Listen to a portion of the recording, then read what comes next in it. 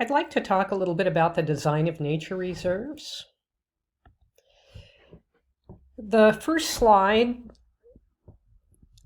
is a slide that actually you're going to be doing a discussion on. On the left side, you have worse, and on the right side, you have better. And so if you look at part A, it's worse if an ecosystem is only partially protected. It's good if an ecosystem is completely protected. And you already know a small reserve, B, would be worse than a large reserve, which is under the better heading. But you can argue that in some cases, what's worse on this diagram could actually be better in certain instances. And so I'm going to let you look at this and think about it for a while. And then I'm going to have you do a discussion and argue for some of the worse, what are worse on this diagram. So anyway, considerations of reserve design. Today I want to talk about disturbance regimes, which can include things like fire, insect outbreaks, and floods. Small reserves are much more vulnerable to disturbances than large reserves. And that can be a problem because if you look at this distribution of reserves throughout the world, over 96% of the nature reserves in the world are small reserves, and less than 4% are greater than 10,000 square kilometers, which would be considered a large reserve.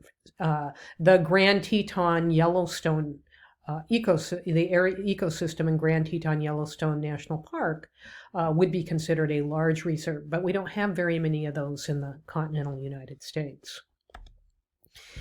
And so fire is a huge problem today, partly due to climate change and partly due to the Smokey the Bear policy of fire suppression. And so the Rim Fire of the summer of 2013 actually it was a huge fire, and it entered Yosemite National Park. And it hit a lot of the Forest Service lands outside the park.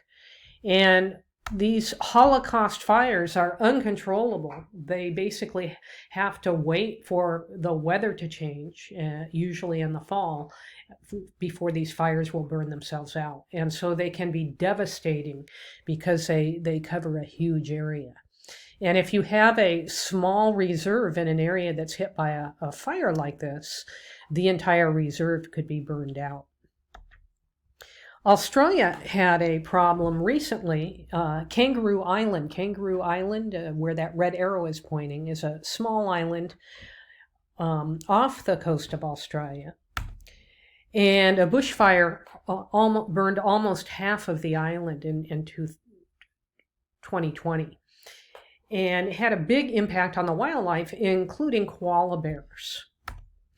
And so numbers of koala bears were killed or maimed by the fire, as well as lots of other wildlife. And here you can see a couple of pictures of some koalas that managed to survive the fire somehow.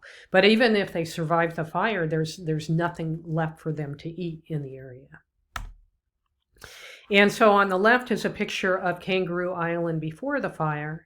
And then on the right is a picture of Kangaroo Island after the fire. And again, over half the island burned in that particular fire. Insect outbreaks can also be a huge issue. This is a picture in the northern Rockies. And again, because of climate change, they're getting mountain pine beetles attacking, since the season is warmer, they're attacking higher elevation trees that don't have genetic resistance to these bark beetle attacks. And if you combine the trees being stressed by drought with an invasion of bark beetles, it kills huge areas of the trees. And these white bark pines are a keystone species in this area because grizzly bears that fatten up by eating the seeds of the pine cones right before they go into hibernation because they're loaded with fat. And so anyway, warmer climates leading to bark beetle attacks, impacting a population of grizzly bears in the greater Yellowstone ecosystem. Floods can be another thing that impact small reserves. And in fact, this is the little dots or areas I was in India when I went on a trip to photograph tigers. And if you look over to the right, there's Kaziringa National Park, which is a very small national park in the eastern area of India, just below the Himalayas. And the park sits in a floodplain, and there's a major river running through the park, and that river floods regularly. And in fact, that's one of the reasons why the area holds so many tigers, as well as the Indian one-horned rhinoceros. But on really bad flood years, since if you get beyond the boundary of the park, you can see a road that is just outside the boundary of the park. And then you have a bunch of private land that's being developed into tea farms. And so this is a picture of the park from National Geographic on the top, and it's showing you migration corridors where animals actually migrate out during the monsoon season when the river floods. And then the picture on the bottom right is a picture of that road that is just outside the park.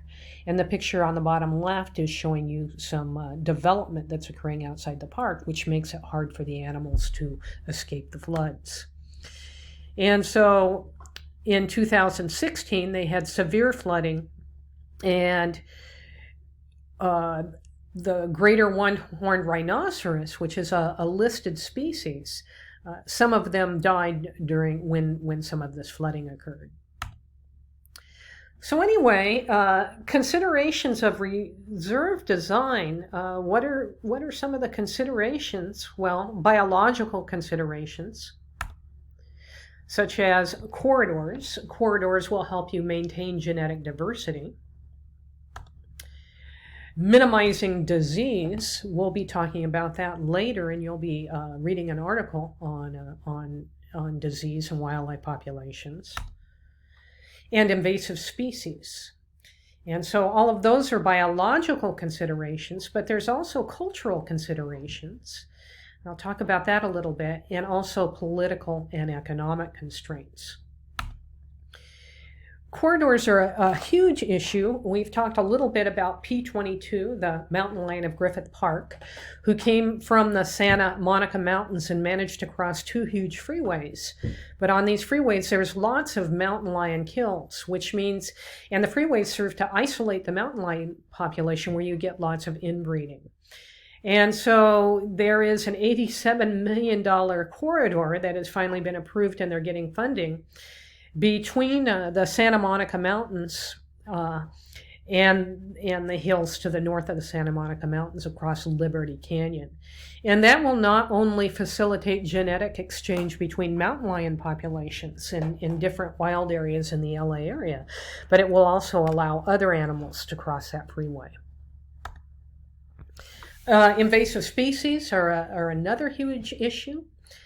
Florida has a tremendous problem with invasive species, and one of the biggies is Burmese pythons. They basically escaped a reptile farm in Florida, and they have no natural predators, and so they're incredibly abundant in the Everglades, and they're having a huge impact on basically all kinds of mammals and birds in the Florida Everglades, as well as endangered species.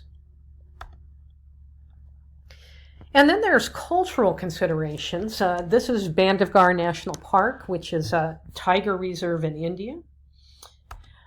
India is highly populated, and so outside those tiger reserves, you typically have a small buffer area and then a village beyond that. And there's huge problems with tiger-human conflict, because if a tiger goes outside the reserve and kills cattle that belong to the villagers, or kills a kid or one of the people in the village, that creates huge problems for tiger conservation. And one of the things that they have done in some areas is basically give people money if their cattle are attacked by tigers. But the tiger-human conflict issue is a big issue for managing tigers. And so here you can see a Google Earth or a satellite view of the tiger reserve on the left, and then the buffer area right outside the reserve in the little villages. And then, of course, it's very easy for the tiger to get outside the reserve and attack the villagers' cattle and livestock. Political considerations or economical considerations are a huge issue in the Southwest in the United States. There are lots of public lands in the United States, and there's great demand for oil and gas leasing in those public lands.